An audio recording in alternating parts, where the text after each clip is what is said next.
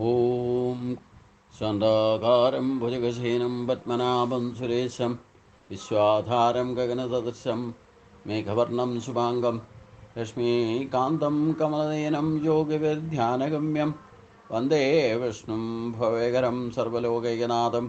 ഓം നമോ ഭഗവതേ വാസുദേവായ. ഓം നമോ ഭഗവതേ വാസുദേവായ.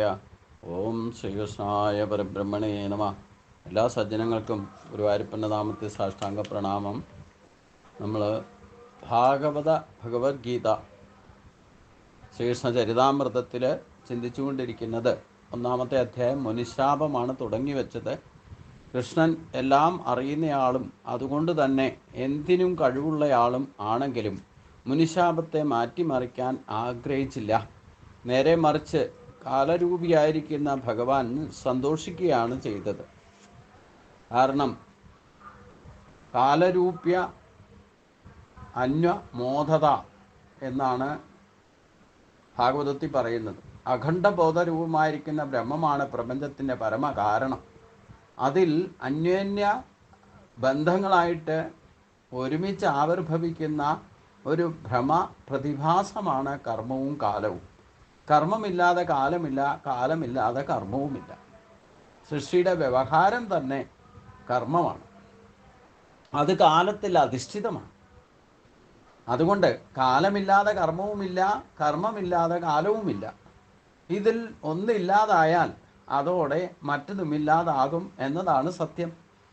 ഇവിടെ പരസ്പര ആപേക്ഷികത തന്നെ ഇവ ഭ്രമ പ്രതിഭാസമാണെന്ന് വിളിച്ച് അറിയിക്കുന്നുമുണ്ട്.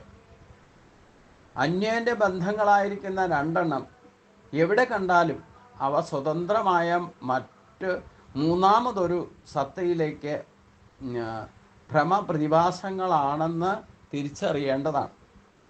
ഇതാണ് നിയമം, ഈശ്വര നിയമം എന്ന് പറയുന്നത്. ഇവിടുത്തെ സ്വതന്ത്ര സത്യമാണ് ബോധരൂപമായിരിക്കുന്ന ബ്രഹ്മം. സൃഷ്ടി, സ്ഥിതി, സംഹാരങ്ങളാണല്ലോ കർമ്മത്തിൻ്റെ 3 ഘട്ടങ്ങൾ. ഇവയെ താരതമ്യം ചെയ്യുമ്പോഴുണ്ടാകുന്ന തോന്നലുകളാണ് കാലഘട്ടങ്ങളായിരിക്കുന്ന ഭൂത, വർത്തമാന, ഭാവികൾ. ഈ കർമ്മഘട്ടങ്ങളും കാലഘട്ടങ്ങളും ഒരുമിച്ച് ചേർന്ന് അനാദിയും അനന്തവുമായി കറങ്ങിക്കൊണ്ടിരിക്കും. ഒരു ഭ്രമചക്രമാണ് സംസാരചക്രം. ഈ സംസാരചക്രത്തിൽ നമ്മളായതുകൊണ്ടാണ് നമുക്ക് ശരിക്കും ഓരോരുത്തർക്കും അവരവർക്ക് ഏത് കാര്യത്തിലും ഒരു തോന്നൽ നമ്മുടെ ഉള്ളിൽ നിന്നുണ്ടാകും.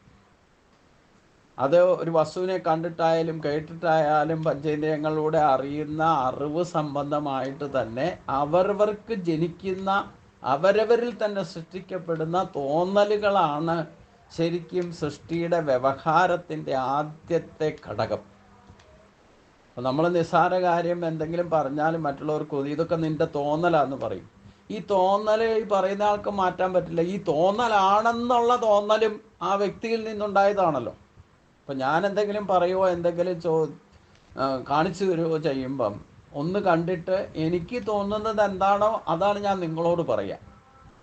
നിങ്ങൾക്ക് ഞാൻ പറയുന്ന കേട്ടിട്ടുണ്ടാകുന്ന തോന്നലും എൻ്റെ തോന്നലും അവരവരുടെ ഉള്ളിൽ നിന്നുണ്ടായ തോന്നലാണ്. ഇപ്പം ഈ തോന്നലാണ് ഈ കർമ്മത്തിൻ്റെയും പ്രേരണാശക്തി എന്നർത്ഥം. ഈ തോന്നൽ വെച്ചിട്ടാണല്ലോ നമ്മൾ എന്ത് കാര്യം ചെയ്യണത്. അവരവർക്ക് തോന്നുന്നത് ശരിയെന്ന് തോന്നുന്നത് അവരവരുടെ യുക്തിക്കനുസരിച്ചുകൊണ്ട് അവർ ചെയ്യും. നമുക്ക് ശരിയല്ല എന്ന തോന്നലും ശരിയാണെന്നുള്ള തോന്നലും നമ്മൾ വ്യാഖ്യാനിച്ച് എത്ര ശാസ്ത്രം പഠിച്ചാലും വേണ്ടില്ല. ഇത് ശരിയാണെന്നോ ശരിയല്ലെന്നോ നമ്മളെങ്ങനെ ഇത് ആചരിക്കണമെന്നോ ഒക്കെ അടിസ്ഥാനം എന്തിലാ അവരവർക്കുണ്ടാകുന്ന തോന്നലാണെന്നർത്ഥം. അപ്പം ഈ തോന്നലാണ് ഈ സൃഷ്ടിയുടെ വ്യവഹാരത്തിൻ്റെ ബ്രഹ്മാവന് പോലും എന്താണ് ഞാൻ സൃഷ്ടിക്കേണ്ടത് എന്ന തോന്നലാണ് സൃഷ്ടിയിലേക്ക് നയിച്ചത് പോലും. അപ്പോൾ തോന്നലാണ് യഥാർത്ഥത്തിൽ അടിസ്ഥാനം. എന്താണ്? സ്വതന്ത്രമായ മൂന്നാമതൊരു സത്തയിലെ ഭ്രമം പ്രതിഭാസങ്ങളാണ്. പ്രതിഭാസം എന്ന് പറയുന്നതാണ് ഈ തോന്നലായിട്ട് രൂപപ്പെടുന്നത്. അത് ഒരു ജീവിയിൽ പോലും ഉണ്ട്. ഒരു നായ പോലും തത്രപ്പെട്ട് ഒരു ഓട്ടം ഓടുന്ന കണ്ടു കഴിഞ്ഞാൽ എന്തോ ഒരു കാര്യം സാധിക്കാൻ വേണ്ടിയിട്ടാണ് പോകുന്നതെന്ന് നമുക്ക് കാണാം. നമ്മുടെ തോന്നലത് അതേപടി തിരിച്ചു വരികയും ചെയ്യും. അപ്പം ഇതിന് അങ്ങോട്ട് ഓടണം എന്നുള്ളത് അതിൻ്റെ ഒരു തോന്നലാണ്. അവിടെ എവിടെയോ ഒരു ലക്ഷ്യം എന്തോ ഉദ്ദേശിച്ച് പോയി, അത് അവിടെ ചെന്നിട്ട് തിരിച്ച് സാധിക്കാതെയോ എന്തോ കാരണം കൊണ്ട് അത് എന്തുകൊണ്ടാണ് തിരിച്ചു പോരാൻ തോന്നിയത്, അത് നമുക്ക് പറയാൻ പറ്റില്ല. ഇതാണ് കർമ്മത്തിൻ്റെ ഗതി ഗഹനമാണെന്ന് ഭഗവാൻ പറഞ്ഞത്. അപ്പോൾ നമുക്ക് അത് കണ്ടുകൊണ്ട് നിൽക്കാന്ന് വെച്ച് കഴിഞ്ഞാൽ നമുക്ക് തോന്നും ആ തോന്നലാണ് ഇമ്പോർട്ടൻ്റ്. തോന്നുന്നത് എന്താ, ഇതെന്തിനാ ഓടിയത് അങ്ങോട്ട്, അതേപടി തന്നെ തിരിച്ചിങ്ങോട്ടും വന്നു, അതെന്തിനാന്നുള്ള തോന്നൽ നമ്മളിലൂടെ എടുത്താണല്ലോ. ഈ നമ്മുടെ തോന്നൽ ഈ നായയെ ബാധിക്കുമോ? അതൊന്നുമില്ല, യാതൊരു മാറ്റവും സംഭവിക്കില്ല. അത് പിന്നെ ഓടും, ചിലപ്പം അതേപോലെ തിരിച്ചും വരും. മനുഷ്യന് വിശേഷ ബുദ്ധി ഉള്ളത് കൊണ്ട് ഇതിനെ വിവേചനം ചെയ്ത് നമ്മുടെ തോന്നൽ ഈശ്വരീയമായ തോന്നലാക്കി മാറ്റണം. എന്തുകൊണ്ടാണ് ഇങ്ങനെ സംഭവിക്കുന്നത്, ഇതിൻ്റെ പ്രേരണാശക്തിയുടെ ഘടകം എന്താണ് എന്നുള്ളത് ചിന്തിക്കാൻ നമുക്ക് സാധിക്കണമെന്നറിയണം. അത് അന്യോന്യ ബദ്ധങ്ങളായിരിക്കുന്ന രണ്ടെണ്ണം എവിടെ കണ്ടാലും വേണ്ടില്ല, അവ സ്വതന്ത്രമായ മൂന്നാമൊരു സത്തയുടെ പ്രതിഭാസമാണെന്ന് നമ്മൾ അറിഞ്ഞിരിക്കേണ്ടതാണ്. അതായത് ഈ നായ ഓടുന്നതും തിരിച്ചു വരുന്നതും അത് കണ്ടിട്ട് ഉണ്ടാകുന്ന തോന്നലും, അപ്പം ഈ നായയിലുണ്ടാകുന്ന തോന്നലും നമ്മളിലുള്ള തോന്നലും മൂന്നാമത് ഏതോ ഒരു ശക്തിയുടെ അജയ്യമായ, അവ്യക്തമായിരിക്കുന്ന, അചിന്ത്യകരമായിരിക്കുന്ന, അവികാരമായിരിക്കുന്ന ഒരു ശക്തിയുടെ പ്രതിഭാസമാണ് ഈ തോന്നൽ രണ്ടിൻ്റെയും ഉൽപ്പത്തി സ്ഥാനം എന്ന് നമ്മൾ ബോധവാനാകണം. ഇതാണ് നിയമം, ഇതാണ് ഈശ്വര നിയമം എന്ന് പറയുന്നത്. ഇവിടുത്തെ സ്വതന്ത്ര സത്യമാണ് ബോധരൂപമായിരിക്കുന്ന ബ്രഹ്മം. ഈ മൂന്നാമത് പ്രവർത്തിക്കുന്ന ഏതൊരു ശക്തിയാണോ അതാണ് കോമൺ ആയിട്ടുള്ള ബ്രഹ്മം. ആ നായ്ക്കായാലും ഒരു പക്ഷിക്കായാലും ഒരു ഉറുമ്പിനായാലും ഏത് സർവപ്രാണികളിലും സർവസ്യജാഹം ഹൃദി സന്നിവിഷ്ടോ മത്ത സ്മൃതിജ്ഞാനമാപോകനച്ച. ആ സ്മൃതി എന്ന് പറയുന്നതാണ് നമ്മളെ തോന്നലിലെത്തിക്കുന്നത്, അത് അറിവാക്കി മാറ്റും, അത് ഓർമ്മയാക്കി മാറ്റും, പ്രവർത്തിപ്പിക്കുന്നത്. അടിസ്ഥാന ഘടകം എല്ലാ പ്രാണികളിലും വർത്തിക്കുന്ന ഈ ബ്രഹ്മം എന്ന ബോധമാണ്. സൃഷ്ടിസ്ഥിതി സംഹാരങ്ങളാണല്ലോ കർമ്മത്തിൻ്റെ 3 ഘടകങ്ങൾ. അവയെ താരതമ്യം ചെയ്യുമ്പോൾ ഉണ്ടാകുന്ന തോന്നലുകളാണ് കാലഘട്ടങ്ങളായിരിക്കുന്ന ഭൂത, വർത്തമാന, ഭാവികൾ എന്ന് പറയുന്നത്. അപ്പോൾ നമുക്കിപ്പോൾ ഉണ്ടാകുന്ന തോന്നലാണ്, ആ തോന്നലിന് പ്രേരണ ഭൂതകാലമാണ് നമ്മുടെ. ഇപ്പോൾ നമുക്ക് ഈ തോന്നൽ പ്രസൻ്റാണ്. നാളെ ഈ തോന്നലായിരിക്കും നമ്മുടെ ഭാവിയെ തീരുമാനിക്കുന്നതും. അപ്പോൾ ഇതിന് അടിസ്ഥാനമായിരിക്കുന്ന ഈ തോന്നലുകളാണ് കാലഘട്ടങ്ങളായിരിക്കുന്ന ഭൂത, വർത്തമാന, ഭാവി യുടെ ഗതി തീരുമാനിക്കുന്നത്. ഈ കർമ്മഘട്ടങ്ങളും കാലഘട്ടങ്ങളും ഒരുമിച്ച് ചേർന്ന് അനാദിയും അനന്തവുമായി കറങ്ങിക്കൊണ്ടിരിക്കുന്ന ഒരു ഭ്രമചക്രമാണ് സംസാരചക്രം എന്ന് പറയുന്നത്. അപ്പം എല്ലാത്തിൻ്റെ അടിസ്ഥാനം എന്താ, ഈ മൂന്നാമത് നമ്മളിൽ പ്രവർത്തിപ്പിക്കുന്ന, എല്ലാവരിലും കോമൺ ആയിട്ട് പ്രവർത്തിക്കുന്ന ഈ തോന്നലുകളാണ് നമ്മുടെ ഭൂതവും വർത്തമാനവും ഭാവിയും തീരുമാനിക്കുന്നത്. സൃഷ്ടിസ്ഥിതി ലയത്തിന് കാരണം ഈ തോന്നലുകളാണ് എന്നർത്ഥം. അതുകൊണ്ട് ഭ്രമത്തിനകത്തുള്ള ജീവാത്മാക്കൾക്ക് മാത്രം അനുഭവപ്പെടുന്നതാണ് ഈ ചക്രഭ്രമണം. പുറത്ത് നിന്ന് നോക്കുന്ന ഒരാൾക്ക് ഇതിൻ്റെ രഹസ്യം തെളിച്ച് അറിയാനോ ഇതിനെ മാറ്റിമറിക്കാനോ ഒരിക്കലും സാധ്യമല്ല.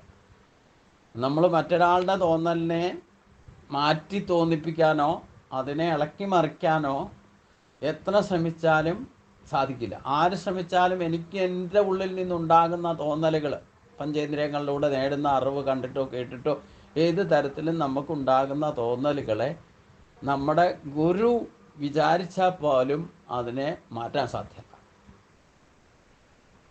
വ്യതിചലിപ്പിക്കാൻ സാധ്യമല്ല. അപ്പോൾ അതുകൊണ്ട് അത് സത്യം എന്താണെന്ന് അറിയുന്ന ഒരാൾക്ക് ഈ ഭ്രമചക്രമാണ് സംസാര ചക്രത്തിലേക്ക് എത്തുന്നത്. ഇത് പുറത്തു നിന്ന് നോക്കുന്ന ഒരാൾക്ക് ഇതിൻ്റെ രഹസ്യം തെളിച്ചറിയാനും സാധിക്കില്ല. അതുകൊണ്ട് തന്നെ അതിനെ മാറ്റിമറിക്കാനും ഒരിക്കലും സാധ്യവുമല്ല.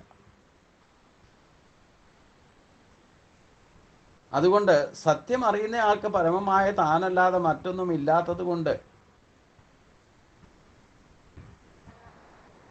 ഇവിടെ അറിയാനോ മാറ്റിമറിക്കാനോ ഒന്നുമില്ല താനും. ഭ്രമലീല നടക്കുന്നതിൽ സന്തോഷം മാത്രമേ ഉള്ളൂ. ഇത് ജീവിത രഹസ്യമാണ് പ്രസ്തുത പദ്യത്തിൽ വിവരിക്കുന്നത്. കൃഷ്ണൻ സദാ ബ്രഹ്മ അനുഭവത്തിൽ കഴിയുന്ന ആളായതുകൊണ്ട് എല്ലാം അറിയുന്ന ആളാണ്. അതായത് താനല്ലാതെ ഇവിടെ മറ്റൊന്നും ഇല്ലെന്ന് അറിയുന്ന ആളാണെന്ന് താല്പര്യം. അദ്ദേഹം എന്തിനും കഴിവുള്ള ആളാണ്. വ്യക്തിപരമായിട്ട് പ്രതിഭാസങ്ങളെ കുറേ നേരം അറിഞ്ഞുകൊണ്ട് അനുഭവിക്കാനോ തള്ളിക്കളയാനോ കഴിവുള്ള ആളാണ് താൻ. അവസരത്തിൽ മുനിശാപം പോലെ മറ്റുള്ളവർ അനുഭവിക്കുന്ന കാര്യങ്ങളെ മാറ്റിമറിക്കാൻ അദ്ദേഹം ആഗ്രഹിക്കുന്നുമില്ല. അതുകൊണ്ട് ഇല്ലാത്തതിനെ എന്ത് മാറ്റിമറിക്കാനാണ്? നേരെ മറിച്ച് മായാപ്രകടന സൃഷ്ടിസ്ഥിതി സംഹാരത്തിൽ ഭ്രമം തെറ്റാതെ നടക്കുന്നുണ്ടല്ലോ എന്ന് നോക്കി സന്തോഷിക്കുകയേ ചെയ്യുന്നുള്ളൂ. അറിവുള്ളവർക്ക് സൃഷ്ടിയും സ്ഥിതിയും പോലെ സംഹാരവും കളിയുടെ അനിവാര്യ ഭാഗമാണ് എന്ന് ചിന്തിക്കാവുന്നതാണ്. അതുകൊണ്ട് അതും ഭഗവാൻ ചെയ്യുന്ന പോലെ അതും ഒരു രസത്തിന് കാരണമായി ഭവിക്കുന്നു എന്ന് താല്പര്യം മാത്രം. അതുകൊണ്ട് ശ്രീമദ് ഭാഗവതത്തിലെ ഗീതയാകുന്ന പരമ രഹസ്യത്തിൽ മുനിശാപം എന്ന അധ്യായമാണ് ഒന്നാമത്തെ അധ്യായം. 11ാമത്തെ സ്കന്ധത്തിൽ 31 അധ്യായമുള്ളതിൽ ഒന്നാമത്തെ അധ്യായമാണ് മുനിശാപം എന്ന് പറയുന്നത്. അപ്പം ഭഗവാൻ എപ്പോഴും ബ്രഹ്മാനുഭവത്തിൽ ഇരിക്കുന്ന ആളാണ്, ജനിക്കുമ്പോൾ മുതൽ മരണം വരെ. അതുകൊണ്ട് തന്നെ ഭഗവാന് എന്ത് സംഭവിച്ചാലും തൻ്റെ ആ സ്ഥായിയായ സ്ഥാനത്ത് നിന്ന് ഒരിക്കലും വ്യതിചലിക്കാറില്ല. ആ തോന്നലുകൾ ഇപ്പോൾ ഭഗവാൻ വെണ്ണ പോലും കട്ടെടുത്തത് യജ്ഞ അർത്ഥമായിട്ട്, അതായത് യജ്ഞശിഷ്ട അമൃതഭുജോ എന്ന തത്വത്തെ വെളിപ്പെടുത്താൻ വേണ്ടിയിട്ടാണ്. നമുക്കിഷ്ടഭോഗങ്ങൾ കിട്ടിയാൽ അതിൻ്റെ എല്ലാം അധികാരി ഇല്ലെങ്കിൽ അതിൻ്റെയൊക്കെ ഉടമസ്ഥൻ ഭഗവാനാണ് എന്ന് കാണിച്ചു തരുന്ന ഒരു രഹസ്യമാണ്. വെണ്ണ കട്ടിട്ട് പിടിച്ച് ചോദിക്കുമ്പോഴും ചിരിച്ചുകൊണ്ട് ആ മറുപടി ആനന്ദമയത്തോടു കൂടിയാണ്, പരമാനന്ദത്തിൽ തന്നെയാണ് പറയണത്, ഞാൻ കട്ടിട്ടില്ല എന്ന്. എത്ര നിസ്സാരമായിട്ട് നമുക്ക് തോന്നും, തൊണ്ടി സഹിത പിടിച്ച്. ഇത് നമ്മുടെ തോന്നലാ. ഭഗവാന്റെ വസ്തു ഭഗവാൻ എന്തിനു കട്ടു എന്ന് പറയണം. ആ രഹസ്യം പരമമായത് എന്താണെന്ന് നമ്മൾ മനസ്സിലാക്കാത്തതിൻ്റെ കുഴപ്പമാണ്. അപ്പം അന്ന് ഭഗവാൻ അവതരിച്ച ആ സമയത്ത് പോലും തന്നെ വളർത്തുന്ന അമ്മയ്ക്ക് പോലും ഈ രഹസ്യം മനസ്സിലായി. ഇതാണ് സംസാര ചക്രത്തിലേക്ക് നമ്മളെ നയിക്കുന്നതെന്നർത്ഥം. അപ്പം ആ ഒരു ബുദ്ധിതലത്തിലേക്ക് നമുക്ക് ഉയരാൻ സാധിച്ചില്ലെങ്കിൽ ഈ കാണുന്നതൊക്കെ ഭ്രമത്തിലാണ് ഉണ്ടാകുന്ന തോന്നലുകളാണ്. അപ്പോൾ സത്യം എന്താണെന്നും ഗുണം എന്താണെന്നും ദോഷം എന്താണെന്നും ഒന്നും തിരിച്ചറിയാതെ പോകുന്നർത്ഥം. അഥവാ തിരിച്ചറിഞ്ഞു എന്നുള്ള ഭാവം പോലും അത് തെറ്റായിട്ട് ധരിക്കും, തെറ്റിദ്ധാരണയായിട്ട് മാറുന്നത്. തെറ്റിദ്ധാരണകളും തോന്നൽ വ്യതിചലിക്കും. യഥാർത്ഥ സത്യം അറിയാതെ പ്രവർത്തിച്ചാൽ നമുക്ക് ഈ തോന്നലുകൾ വികലമാകുന്നർത്ഥം. അത് നമ്മളെ നാശത്തിലേക്ക് കൊണ്ടെത്തിക്കുകയും ചെയ്യും, പരമവായിലേക്ക് ഒരിക്കലും എത്തിക്കില്ല, കർമ്മബന്ധനങ്ങളിലേക്ക് നയിക്കുന്നർത്ഥം. അപ്പോൾ ഈ തോന്നൽ ഒരു അടിസ്ഥാന ഘടകമാണ്. ഇത് ഈശ്വര ശക്തിയുടെ ഒരു പ്രതിഭാസമാണ് എന്ന് നമ്മൾ തിരിച്ചറിയണം. അതുകൊണ്ട് ഈ മുനിശാപം ഉണ്ടാകുക എന്നുള്ളത് പ്രകൃതിയുടെ കർമ്മവും കാലവും കൂടെ ചേരുമ്പം ഏത് സമയത്താണോ എന്ത് നടക്കേണ്ടത് അത് നടക്കുക തന്നെ ചെയ്യും. ഇതാണ് സംഭവാമി യുഗേ യുഗേ എന്ന് പറഞ്ഞത്. അപ്പം അതിന് ഒരിക്കലും മറ്റൊരാൾക്ക് അതിനെ മാറ്റിമറിക്കാൻ സാധ്യമല്ല. എന്താണോ കാലത്തിനനുസരിച്ചുകൊണ്ട് സംഭവിക്കേണ്ടത് അത് സംഭവിച്ചിരിക്കും. ഒരു വ്യക്തി ജീവിതത്തിലായാലും ഒരു സമൂഹത്തിലായാലും ലോകത്തിൽ തന്നെ ആണെങ്കിലും ഈശ്വരൻ നിശ്ചയിച്ച് വച്ചിരിക്കുന്ന കാര്യങ്ങളെ നടക്കൂ. ഒരു സൃഷ്ടിസ്ഥിതി വ്യവഹാരത്തിന് ഒരു നിയമങ്ങളുണ്ട്, ഒരു വ്യവസ്ഥിതിയുണ്ട്. അത് അനുസരിച്ച് പ്രകൃതി പോലും ചലിക്കുന്നത്. ഓരോ നിമിഷം പോലും വെയിൽ തെളിയണോ, മഴ പെയ്യണോ, ഇല്ലേ മഴ പെയ്യാതിരിക്കണോ, വെയിൽ തെളിയാതിരിക്കണോ, സൂര്യനെ മറിക്കണോ, ചന്ദ്രനെ മറിക്കണോ, ഇതൊക്കെ ആ നിയമത്തിൽ പെടുന്നതാണെന്നർത്ഥം. അവിടെയാണ് സൃഷ്ടിയുടെ വ്യവഹാരം, കാലവും കർമ്മവും ഒന്നിച്ച് ചേരുന്നത് പോലും. ഇതാണ് മുനിശാപത്തിൻ്റെ സന്ദർഭമാണ് ഇവിടെ 1-ാം അധ്യായത്തിൽ പറഞ്ഞത്. 2-ാമത്തെ അധ്യായത്തിൽ നിമി നവയോഗി സംവാദം പ്രാരംഭമാണ്. അതായത് ഉദ്ധവോപദേശ ഭഗവത്ഗീത എന്ന് പറഞ്ഞാൽ ഭാഗവതഗീതയാണ് നമ്മൾ ചർച്ച ചെയ്യുന്നത്. ശുഗൻ തുടർന്നും കുരുവംശ പരിരക്ഷകനായിരിക്കുന്ന അല്ലയോ പരീക്ഷത്തെ. ശുഗമഹർഷി പരീക്ഷത്തിനോടാണ് ഭാഗവതത്തിലെ മുഖ്യ സംവാദം നടക്കുന്നത്. ശുഗമഹർഷിയും പരീക്ഷത്തും തമ്മിലുള്ള ചർച്ചയാണ്. അപ്പോൾ അതുകൊണ്ട് പരീക്ഷത്തെ, ഗോവിന്ദ ഭുജങ്ങളിൽ സുരക്ഷിതമായി കഴിയുന്ന ദ്വാരകാപുരിയിൽ ദിവസവും ഭഗവാൻ നാരദ മഹർഷി ഭഗവാനെ കാണാൻ വേണ്ടിയിട്ട് നാരദ മഹർഷി എത്തിച്ചേർന്നിരുന്നു. കൃഷ്ണ ഉപാസനയിൽ മനം കൊളുർത്ത കഴിയുന്ന മഹർഷി കുറച്ചു ദിവസം അവിടെ താമസിക്കാൻ തന്നെ തീരുമാനിച്ചു. ഈ സന്ദർഭം ഞാൻ അതിനു മുമ്പ് അർജുനൻ്റെ ഒരു കഥ പറഞ്ഞ സമയത്തൊക്കെ ശ്രീകൃഷ്ണനെ ദ്വാരകയിലേക്ക് കൂട്ടിക്കൊണ്ടു പോകുന്നതും കുറച്ച് ദിവസം അവിടെ വസിക്കുന്നതും, അതിൽ നാരദനും കുറച്ച് ദിവസം ഭഗവാനോടൊപ്പം വസിക്കാനായിട്ട് വരുന്നതൊക്കെ ഒരു സന്ദർഭമുണ്ട്. അത് ഭാഗവതത്തിലും പറയുന്നുണ്ട്. അപ്പം ഗോവിന്ദൻ്റെ ഭുജങ്ങളിൽ സുരക്ഷിതമായി കഴിയുന്ന ദ്വാരകാപുരിയിൽ ഒരു ദിവസമെങ്കിലും ഭഗവാൻ നാരദ മഹർഷി എത്തിച്ചേരാതിരുന്നിട്ടില്ല. എപ്പോഴെങ്കിലും വന്നിട്ടുണ്ട്. കൃഷ്ണ ഉപാസനയിൽ മനം കൊളുർത്ത് കഴിയുന്ന മഹർഷി കുറച്ച് ദിവസം ദ്വാരകയിൽ തന്നെ താമസിക്കാൻ തീരുമാനിച്ചു. രാജൻ, അല്ലയോ രാജാവേ, ഇന്ദ്രിയവാൻ കാ, പഞ്ചേന്ദ്രിയങ്ങളും മനസ്സുമുള്ള ആരാണ് അമരോത്തമൈ, ഇല്ലെങ്കിൽ ഉപാസ്യം, ദേവന്മാർ പോലും നിരന്തരം ഉപാസിക്കപ്പെടുന്നു. മുകുന്ദ ചരണാംബുജം ഉപാസിക്കുന്നു. കൃഷ്ണപാതാരവിന്ദം ഭജിക്കാതിരിക്കാത്തത് ആരാണുള്ളത്? മരണത്താൻ നാലു ചുറ്റും വളയപ്പെട്ടവനല്ലേ ഈ മനുഷ്യൻ? നമ്മുടെ നിഴലായിട്ട് നിൽക്കുന്ന നമ്മുടെ മരണം തന്നെയാണ്. ഏത് നിമിഷവും നമ്മളെ പിന്തുടർന്നുകൊണ്ടേയിരിക്കുക. ജനിച്ചപ്പം മുതൽ ആ മൃത്യുവാണ് നമ്മുടെ നിഴലായിട്ട് നിൽക്കുന്നത്. അല്ലയോ രാജാവേ, പഞ്ചേന്ദ്രിയങ്ങളും മനസ്സുമുള്ള ആരാണ് ദേവന്മാരിൽ പോലും നിരന്തരം ഉപാസിക്കപ്പെടുന്ന കൃഷ്ണപാതാരവിന്ദം ഭജിക്കാതിരിക്കുന്നത്? മരണത്താൻ നാലു പേടും വളയപ്പെട്ടവനല്ലേ ഈ മനുഷ്യൻ? അതുകൊണ്ട് ഇന്ദ്രിയവാൻ സർവോത്ത മൃത്യു, പഞ്ചേന്ദ്രിയങ്ങളും മനസ്സും ചേർന്ന് ഉണ്ടാകുന്ന വിഷയ അനുഭവമാണല്ലോ പ്രപഞ്ച അനുഭവം എന്ന് പറയുന്നത്. അതായത് നമ്മുടെ പഞ്ചേന്ദ്രിയങ്ങളും മനസ്സും, അഞ്ചിന്ദ്രിയങ്ങളും മനസ്സും, അതായത് ആറാമത്തെ ഇന്ദ്രിയമാകുന്ന മനസ്സിലൂടെയാണ് ഈ പ്രപഞ്ച വിഷയങ്ങളെ നമുക്ക് അനുഭവമായിത്തീരുന്നത്. ഇന്ദ്രിയ അനുഭവങ്ങൾക്ക് ഒരിടത്തും ഒരു സ്ഥിരതയും ഉണ്ടാകുകയുമില്ല. എന്തുമാത്രം അനുഭവിച്ചാലും ഒരിക്കലും തൃപ്തിയും ഉണ്ടാകില്ല. ഒരു ഇന്ദ്രിയത്തിന് ഒരു വിഷയം മാത്രമേ അനുഭവപ്പെടുന്നുള്ളൂ. പഞ്ചേന്ദ്രിയങ്ങളുണ്ടെങ്കിൽ കണ്ണിന് കണ്ണിൻ്റെ കാഴ്ച മാത്രമേ അനുഭവിക്കാൻ പറ്റൂ. കണ്ണിൻ്റെ ശക്തി കൊണ്ട് കേൾക്കാൻ സാധിക്കില്ല. ഇനി കേൾക്കുന്ന വസ്തുവിനെ കാണാനും സാധ്യമല്ല. കേൾക്കുന്നത് എന്താണോ അതിനെ അതേപടി കാണാൻ സാധിക്കുമോ നമുക്ക്? ഒരു സിനിമാ പാട്ട് തന്നെ ഉണ്ടല്ലോ, കണ്ടു കണ്ടു കണ്ടില്ല, കണ്ടതൊന്നും സത്യമല്ല, കേട്ടു കേട്ടു കേട്ടതൊന്നും കണ്ടതുമല്ല. അപ്പം ഇങ്ങനെ പറയുമ്പോൾ ഓരോ ഇന്ദ്രിയങ്ങൾക്കും 5 ഇന്ദ്രിയങ്ങളുണ്ടെങ്കിൽ 5 ഇന്ദ്രിയങ്ങൾക്കും അതിൻ്റേതായ ഡ്യൂട്ടി മാത്രമേ ചെയ്യാൻ സാധിക്കൂ. മറ്റൊരു ഇന്ദ്രിയത്തിൻ്റെ ഡ്യൂട്ടിയിൽ ഇൻ്റർഫെയർ ചെയ്യാൻ സാധ്യമല്ല. അതിനെ അനുഭവിക്കാനും സാധ്യമല്ല. കണ്ണിൻ്റെ ഡ്യൂട്ടിയാണ് കാഴ്ചകൾ കാണുക എന്നുള്ളത്. അത് കണ്ടനുഭവിക്കുന്നത് കണ്ണിലൂടെ മാത്രമേ സാധിക്കൂ. ചെവിക്ക് കേൾവിക്കാണ് സാധിക്കുന്നത്. അത് അതിൻ്റെ ആഹാരമാണ്. അത് നല്ലതോ ചീത്തയോ ആയിട്ടുള്ളതൊക്കെ കേൾക്കും. കണ്ണിൻ്റെ ആഹാരം കാഴ്ചകളാണ്. അങ്ങനെ 5 ഇന്ദ്രിയങ്ങൾക്കുമുണ്ട്. അതാണ് പ്രപഞ്ചത്തെ ഈ 5 ഇന്ദ്രിയങ്ങളാണ് നമ്മളെ പ്രപഞ്ചത്തെ ഓരോ വിഷയങ്ങളായിട്ട് അനുഭവിപ്പിക്കുന്നത്. ഇന്ദ്രിയ അനുഭവങ്ങൾക്ക് ഒരിടത്തും ഒരു സ്ഥിരതയും ഉണ്ടാകില്ല.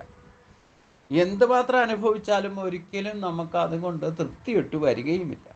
ഒരു ഇന്ദ്രിയത്തിന് ഒരു വിഷയം, അതിൻ്റെ വിഷയം മാത്രമേ അനുഭവിക്കാനും സാധിക്കുകയുള്ളൂ.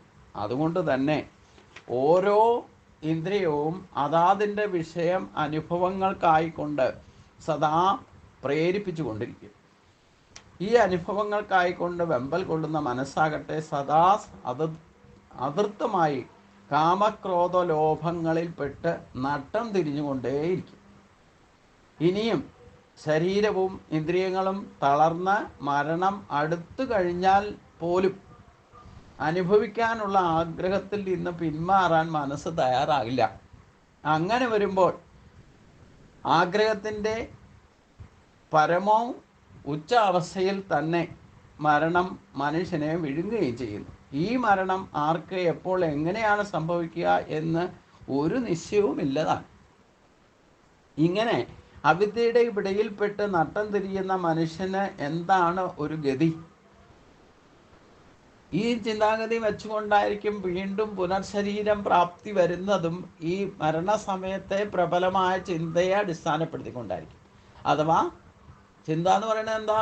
മരണസമയത്ത് നമ്മളിൽ ഉണ്ടാകുന്ന ആ നിമിഷം എന്താണ് തോന്നലുണ്ടാകുന്നത്, അതനുസരിച്ച് അതിൻ്റെ ഗതി തീരുമാനിക്കും. മൃത്യു എപ്പോഴും നമ്മുടെ മനുഷ്യൻ്റെ കൂടെ നിഴലായിട്ടുണ്ട്. അങ്ങനെ ആഗ്രഹത്തിൻ്റെ പരമോച്ചാവസ്ഥയിൽ മരണം മനുഷ്യനെ വിഴുങ്ങും. ഈ മരണം ആർക്ക് എപ്പോൾ എങ്ങനെയാണ് സംഭവിക്കുക എന്നൊന്നും മുൻകൂട്ടി പറയാനോ മുൻവിധിയുമില്ല. ഇങ്ങനെ അവിദ്യയുടെ പിടിയിൽപ്പെട്ട് നട്ടം തിരിയുന്ന മനുഷ്യന് യഥാർത്ഥത്തിൽ എന്താണ് ഒരു ഗതി? ഇന്ദ്രിയ അനുഭവങ്ങൾക്കും മനസ്സിനും ആശ്രയമായി വർത്തിക്കുന്ന ആനന്ദസ്വരൂപമായിരിക്കുന്ന ബോധസത്യത്തെ അറിഞ്ഞ് അനുഭവിക്കുക മാത്രമാണ് ഒരു ഗതി. അതുകൊണ്ട് ഇന്ദ്രിയ അനുഭവങ്ങൾക്ക് മനസ്സും ആശ്രയിക്കുന്ന വിഷയങ്ങളിൽ അതിൻ്റെ ഗുണദോഷങ്ങൾ അറിഞ്ഞുകൊണ്ട് അത് അനുഭവിക്കുകയാണ് ആദ്യത്തെ പടി. അപ്പം നമുക്ക് ഈ ശക്തിയൊക്കെ ഈശ്വരൻ നൽകിയിട്ടുണ്ട്. ഇന്ദ്രിയങ്ങളുടെ ഈശ്വരൻ ഭഗവാനാണ്. അതാണ് ഇതിനൊക്കെ അനുഭവിപ്പിക്കുന്നത്. അതായത് ആ അനുഭവ പ്രതിഭാസത്തെ ഉണ്ടാക്കുന്നത് ആ ശക്തി തന്നെയാണ്. അതുകൊണ്ട് ആദ്യം കണ്ണിൻ്റെ കാഴ്ചകൾ, ചെവിയുടെ കേൾവികൾ, ഇതിനെയൊക്കെ പഞ്ചേന്ദ്രിയങ്ങളിലൂടെ നമ്മൾ അറിയുന്ന അനുഭവിക്കുന്നതൊക്കെ ശരിക്കും ഗുണദോഷങ്ങളെ തിരിച്ചറിഞ്ഞുകൊണ്ട് അനുഭവിക്കുക. അതാണ് ആദ്യത്തെ സ്റ്റെപ്പ്. അപ്പോഴേ മനുഷ്യജന്മം കിട്ടിയതിൻ്റെ ശ്രേഷ്ഠത നമുക്ക് മനസ്സിലാകുമെന്നാണ്. നമ്മൾ ഈ ഭ്രമം കൊണ്ട് ആ ഇന്ദ്രിയ ശക്തികളുടെ ഗുണദോഷങ്ങളെ തിരിച്ചറിയാനുള്ള ശക്തി പോലും വേണ്ടവണ്ണം എടുത്തുപയോഗിക്കാത്തത് കൊണ്ടാണ് നമുക്ക് ഈ ജീവിതം പോലും ആസ്വദിക്കാൻ പറ്റാത്തത്. നമ്മുടെ മുമ്പിൽ കിട്ടിയ കാര്യം പോലും നമുക്ക് അനുഭവിക്കാൻ സാധിക്കുന്നില്ല എന്ന് പറഞ്ഞാൽ, ജീവിതകാലം മുഴുവൻ പ്രയത്നിച്ച് ഉണ്ടാക്കി വെച്ചിരിക്കുന്നത് നമുക്കത് അനുഭവിക്കാൻ സാധിക്കുന്നില്ലെങ്കിൽ പിന്നെ എന്താണ് പ്രയോജനം? രാവിലെ മുതൽ മെനക്കെട്ട് ഒരു ഭക്ഷണം ഉണ്ടാക്കണം, ഇഷ്ടം തോന്നി അതിനുള്ള സാധനങ്ങൾ, ഇൻഗ്രീഡിയൻസ് എല്ലാം തേടി പിടിച്ച് കൊണ്ടുവന്നത് പാചകം ചെയ്ത് അത് ആസ്വദിച്ച് കഴിക്കാൻ നമുക്ക് സാധിക്കുന്നില്ലെങ്കിൽ ഈ പ്രയത്നമൊക്കെ വ്യർത്ഥമായില്ലേ? അപ്പോൾ മനുഷ്യന് ഗതി പിടിക്കണം എന്നുണ്ടെങ്കിൽ നമുക്ക് വിശേഷ ബുദ്ധി നൽകിയിട്ടുണ്ട്, ഇന്ദ്രിയ ശക്തികൾ നൽകിയിട്ടുണ്ട്. അതിനൊക്കെ ഒരു അടിസ്ഥാന ദേവതയുണ്ട്. ഇനി ദേവതയൊന്നും സങ്കല്പിച്ച് സാധിച്ചില്ലേ തന്നെ നമുക്ക് കിട്ടിയിരിക്കുന്ന ഇന്ദ്രിയ ശക്തികളും ഇന്ദ്രിയങ്ങളും കർമ്മേന്ദ്രിയങ്ങളെയും കൊണ്ട് എന്തിനാണോ ഈ ശ്രേഷ്ഠമായ ശരീരം കിട്ടിയിരിക്കുന്നത്, ഫസ്റ്റ് ഓഫ് ഓൾ നമ്മൾ അതും കൊണ്ടൊക്കെ ജീവിതം അനുഭവിച്ച് ആസ്വദിച്ച് ആനന്ദിക്കണം. ഇല്ലെങ്കിൽ ഈ മനുഷ്യജന്മം കിട്ടിയതിൻ്റെ എന്താ പ്രയോജനം? പലരെയും എൻ്റെ അനുഭവത്തിൽ തന്നെ അറിയാം, വീട്ടിലെല്ലാ സൗകര്യം ഉണ്ടെങ്കിലും വേണ്ടില്ല, ആകെ വാരി പിടിച്ച് ഒരു നേരത്തെ ഭക്ഷണം പോലും സമാധാനത്തോടെ ഇരുന്ന് കഴിക്കുന്നില്ല എന്നർത്ഥം. എന്തിനാ ഈ ഓടിപ്പാഞ്ഞ് നടക്കണേന്ന് മനസ്സിലാകുന്നില്ല. ഇതൊക്കെ ആസ്വദിക്കാൻ വേണ്ടിയിട്ടില്ലേ? ഉറങ്ങാൻ വേണ്ടിയിട്ട് പോയി കിടന്നാൽ ഉറക്കം വരില്ല. എന്താ 100 കൂട്ടം ചിന്തിച്ച് ഭാരം ഏറ്റിക്കൊണ്ടാണ് കിടക്കണം, പിന്നെ എങ്ങനെ ഉറക്കം വരിക?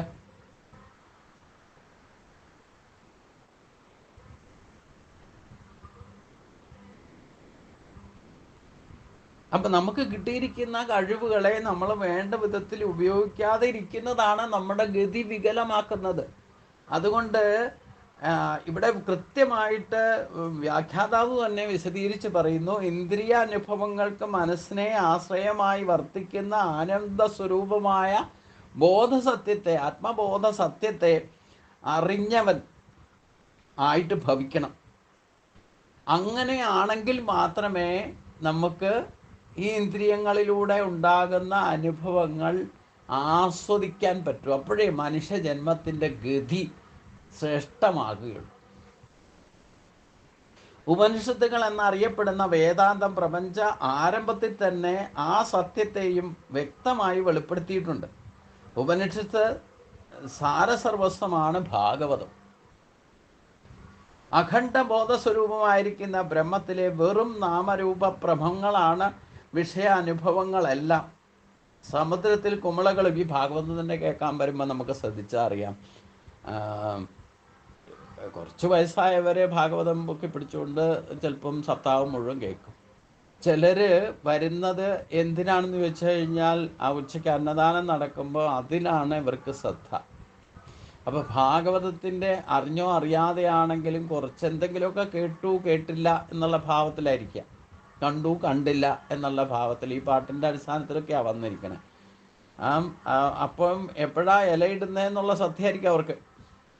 അപ്പോൾ യഥാർത്ഥത്തിൽ ഭാഗവതത്തെ ആസ്വദിക്കാൻ അവർക്ക് പറ്റുന്നില്ലാത്തത് കൊണ്ട് യഥാർത്ഥ അവരുടെ ഗതിയും ഇത് തന്നെയായിരിക്കും. എത്ര ജീവിതകാലം മുഴുവൻ ഈ സപ്താഹം അറ്റൻഡ് ചെയ്താലും ഇതിൽ പരമമായത് അറിയാതിരിക്കുകയാണെങ്കിലേ, അറിയാതെ ഇരുന്നുകൊണ്ടാണ് ഒരു ആചാര്യൻ പോലും ഇത് പാരായണം ചെയ്യുന്നതെങ്കിൽ അവൻ്റെ ഗതി അധോഗതിയാവുന്നതാണ്. അപ്പോൾ അതുകൊണ്ട് ഉപനിഷത്തുകൾ വേദാന്ത പ്രപഞ്ച ആരംഭത്തിൽ തന്നെ ആ സത്യത്തെയും വ്യക്തമായി വെളിപ്പെടുത്തിയിട്ടുണ്ട്. ഉപനിഷത്ത് സാരസർവസ്വം തന്നെയാണ് ഭാഗവതം, അതിലെ കഥകളും. അഖണ്ഡബോധരൂപമായിരിക്കുന്ന ബ്രഹ്മത്തിലെ വെറും നാമരൂപ ഭ്രമങ്ങളാണ് വിഷയങ്ങളുടെ അനുഭവങ്ങളെല്ലാം തന്നെ. സമുദ്രത്തിൽ കുമിളകളും തിരകളും ഉണ്ടായി മറയുന്നത് പോലെ നാമരൂപങ്ങളുടെ ആവിർഭാവ തിരോഭാവങ്ങളെയാണ് ജനന മരണങ്ങളായി തെറ്റിദ്ധരിക്കുന്നത്, ഇല്ലെങ്കിൽ ജനന മരണങ്ങൾക്ക് കാരണമായി ഭവിക്കുന്നത്. വാസ്തവത്തിൽ പുതിയതായിട്ട് ഒന്നും ഉണ്ടാകുന്നുമില്ല, ഒന്നും നശിക്കുന്നുമില്ല. സദാ ഒരു കുറവുമില്ലാതെ നിലനിൽക്കുന്ന സത്യം ബ്രഹ്മം മാത്രമാകുന്നു. നാമരൂപങ്ങളുടെ വിഷയങ്ങളെ സത്യമെന്ന് കരുതി സദാ ജനന മരണ ഭ്രമത്തിൽ പെട്ടു ഉഴലുന്നവർക്ക് ഈ സത്യ അനുഭവമല്ലാതെ വേറെ ഒരു ഗതിയുമില്ല. നിരന്തരമായ ഈ സത്യസ്മരണ തന്നെയാണ് കൃഷ്ണ പാതാരവിന്ദ സേവനത്തിൻ്റെ പരിണിതഫലം. ഭൗതിക സുഖങ്ങളുടെ പരമകാഷ്ഠയിൽ നിൽക്കുന്ന ചിരഞ്ജീവികളായിരിക്കുന്ന ദേവന്മാർ പോലും വിഷയാനുഭവത്തിൽ തൃപ്തി വരാതെ മുകുന്ദ ചരണ അംബുജ സേവനത്തിൽ സദാ നിരതരായി വർത്തിക്കുന്നു. ആ സ്ഥിതിക്ക് സർവതോ മൃത്യുവായിരിക്കുന്ന മനുഷ്യൻ അല്പമെങ്കിലും ബുദ്ധിയുണ്ടെങ്കിൽ ഈ സത്യസ്മരണയ്ക്ക് മുതിരണം എന്ന് പറയേണ്ടതില്ലല്ലോ. നാരദൻ തുടങ്ങിയ ഋഷിമാർ എവിടെയായാലും അരനിമിഷം പോലും സർവം ബ്രഹ്മമയം എന്ന ഭാവനയിൽ നിന്ന് ഒഴിഞ്ഞു നിൽക്കാറില്ല. അതാണ് അവരുടെ ആനന്ദത്തിൻ്റെ അല്ലെ പ്രസന്ന ചിത്തതയുടെ ആ തേജസ്സിൻ്റെ ഒക്കെ രഹസ്യവും. അപ്പം നമ്മൾ ഈ വിഷയങ്ങൾ പോലും വേണ്ട വിധത്തിൽ അനുഭവിച്ച് വേണം അതൊന്നും നമുക്ക് പരമമായത് നൽകില്ല എന്ന് അനുഭവിച്ച് ബോധ്യം വരുമ്പോൾ മാത്രമാണ് അതിൽ വിരക്തി ഉണ്ടാക്കാൻ സാധിക്കൂ. ആദ്യം ഇതൊക്കെ അനുഭവിച്ചറിഞ്ഞിട്ട് ഇതൊന്നും ശാശ്വതമല്ല എന്ന് നമുക്ക് അനുഭവത്തിലൂടെ തന്നെ ബോധ്യം വരുമ്പോൾ മാത്രമേ ഇത് ഉപേക്ഷിക്കപ്പെടൂ. ഏതെങ്കിലും വിഷയം കൊളുത്തിപ്പിടിച്ച് കിടക്കുന്നുണ്ടെങ്കിൽ നമുക്കൊരിക്കലും പരമമായ ഗതിയിലേക്ക് പോകാൻ സാധ്യമല്ല. അതുകൊണ്ട് ആദ്യം ഏതേത് വിഷയങ്ങളിലാണോ നമുക്ക് ഇച്ഛാശക്തി ഉണ്ടാകുന്നതിൽ ഇഷ്ടാനിഷ്ടങ്ങൾ പ്രകടമാകുന്ന പൂർവ്വജന്മ വാസനാ ബലത്താലാണ്. അപ്പം എന്താണോ ഇഷ്ടമുള്ളത് അത് ചെയ്ത് അതിൽ വിരക്തി ഉണ്ടാക്കണം. അനിഷ്ടമായത് പിന്നെ ചെയ്യാൻ പോകില്ല. അനിഷ്ടമായത് മറ്റുള്ളവരുടെ പ്രേരണ കൊണ്ട് ചെയ്യാൻ ഇടവന്നാൽ അത് നമ്മുടെ കർമ്മത്തിൻ്റെ ഗതി വികലമാക്കുകയും ചെയ്യും. അതും കൂടെ മനസ്സിലാക്കണം. ഇപ്പോൾ മറ്റാരുടെങ്കിലും പ്രേരണ കൊണ്ട് നമുക്ക് ഇഷ്ടമില്ലാത്ത ഭക്ഷണം കഴിച്ചാൽ അത് ദഹനക്കേടുണ്ടാക്കും.